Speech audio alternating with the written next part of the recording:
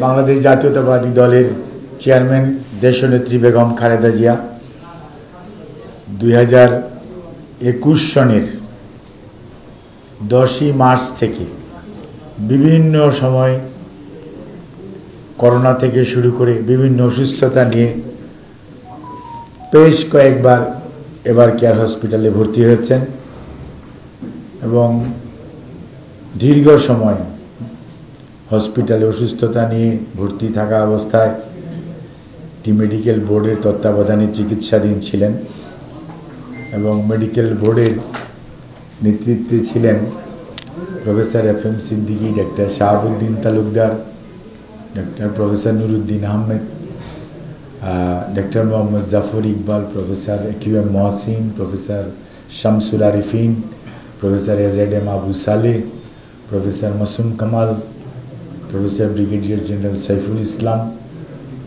Professor Sijan সহ আমাদের দেশের চিকিৎসকরা সম্পৃক্ত ছিলেন। দেশের বাইরে থেকে, যুক্তরাজ্য থেকে আমাদের ভারপ্রাপ্ত চেয়ারম্যান জনাব তারেক রহমান হিসেবে সহধর্মিণী বিশিষ্ট চিকিৎসক কার্ডিওলজিস্ট ডক্টর জুবাইদা রহমান, এবং আমেরিকা থেকে professor doctor Haibur Rahman and professor doctor Rafiq Ahmed, আর অস্ট্রেলিয়া থেকে আমাদের ডক্টর মাজহার, ওনারা এই মেডিকেল বোর্ডের মধ্যে সম্পৃক্ত ছিলেন। আর ইউকের আরেকজন ডাক্তার প্রফেসর শেখ ফরিদ আহমেদ, সে আমাদের সাথে সম্পৃক্ত ছিল।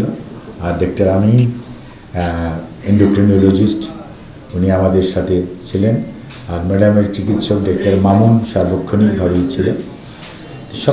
সবসময়ই চিকিৎসকরা বিভিন্ন সময় বিভিন্ন প্রতিকূলতা, বিভিন্ন শারীরিক অসুস্থতা পরিপ্রেক্ষিতে এক পর্যায়ে ওনাকে বিদেশে নিয়ে যাওয়ার জন্য পরামর্শ দিয়েছিলেন।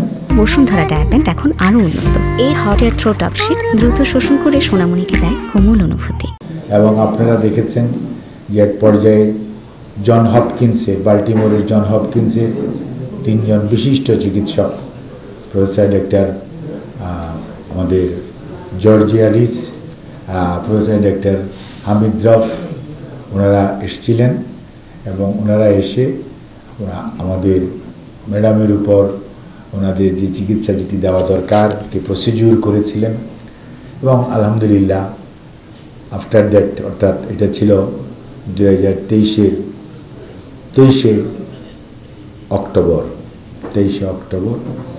এবং পরবর্তীতে উনি চিকিৎসাধীন অবস্থায় বাসায় আছেন এবং ওনাকে ইনশাআল্লাহ বিভিন্ন শারীরিক সীমাবদ্ধতার কারণে হয়তো বিভিন্ন সময় আপনারা বিভিন্ন জনের কাছ থেকে ইনফরমেশন নিয়ে বিভিন্ন ডেটের কথা বলেছেন, অমুক দিন যাবে, সেদিন যাবে। অ্যাকচুয়ালি ম্যাডামের শারীরিক সুস্থতার উপর ভিত্তি করেই মেডিকেল বোর্ডের পরামর্শক্রমে এই মুহূর্তে উনি সকল যে সমস্ত ফর্মালিটিজ আছে সেগুলো কমপ্লিট করে আগামীকালকে 7ই জানুয়ারি ইনশাল্লাহ রাত 10টায় কাতার আমিরাতসের আমিরের স্পেশাল এয়ার অ্যাম্বুলেন্সে উনি ইনশাল্লাহ ঢাকা এয়ারপোর্ট থেকে ঢাকা, দোহা, লন্ডন, হিথ্রো এই ফ্লাইট ইনশাল্লাহ উনি যাবেন।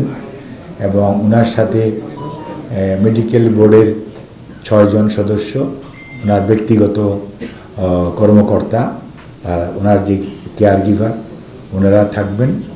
আর এয়ার অ্যাম্বুলেন্সের যে চিকিৎসা দেওয়ার জন্য কাতারের আমির রয়্যাল এয়ার অ্যাম্বুলেন্স যেটা, ওটার 4 জন চিকিৎসক এবং তাদের চিকিৎসকদের সহকারী, অর্থাৎ এটি বলে প্যারামেডিক্স, ওনারা থাকবেন। কাজেই আপনারা সবাই দোয়া করবেন যাতে যাত্রাটি সঠিকভাবে হয়, স্মুথ হয়, এবং উনি যাতে লম্বা জার্নিটা সঠিকভাবে সুস্থতার সঙ্গে উনি সেখানে পৌঁছতে পারেন। এবং লন্ডনে আমরা ইনশাআল্লাহ লন্ডন ক্লিনিক বলে একটা অনেক পুরনো হসপিটাল আছে এবং সেই হসপিটালে, এটাও NHS-এর অধীনই একটা হসপিটাল, ওখানে ওনাকে ভর্তি করা হবে। উনি এয়ারপোর্ট থেকে সরাসরি ওখানে যাবেন। চিকিৎসকদের ওখানে ওনাকে পরীক্ষা নিরীক্ষা করবেন। তার পরবর্তীতে ওনাদের পরামর্শক্রমে পরবর্তী সিদ্ধান্ত গ্রহণ করা হবে এবং ওখানে ইনশাআল্লাহ আমাদের দলের ভারপ্রাপ্ত চেয়ারম্যান জনাব তারেক রহমান, ডক্টর জুবাইদা রহমান, ওনার সহধর্মিনী ওনারা এবং আমাদের যুক্তরাজ্য বিএনপি এর থেকে হয়তো 2 জন ওনারা এবং ওনাকে হয়তো এয়ারপোর্টে রিসিভ করবেন এবং ওনারাই ওনাকে ওখানে ওদের হসপিটাল অথরিটির লোক হাসপাতালে আসবে। ওরা ওখান থেকে হসপিটালে যাবে এবং হসপিটালে চিকিৎসাধীন থাকবেন এবং ওখান থেকেই পরবর্তী চিকিৎসার কী ধরনের হবে সেটা অ্যাকচুয়ালি রিভিউ করার পর পরবর্তীতে বলা যাবে। এই হচ্ছে মোটামুটি মানে দীর্ঘদিন ধরে যে আপনার দেশের মানুষের উৎসুক সেটি। তবে আপনাদের মাধ্যমে আমরা দেশের সকল মানুষের কাছে কৃতজ্ঞতা জানাতে চাই যারা ম্যাডামের সুস্থতার জন্য আল্লাহ রাব্বুল আলামিনের কাছে দোয়া করেছেন। বিভিন্ন ধর্মের মানুষ বিভিন্নভাবে প্রার্থনা করেছেন।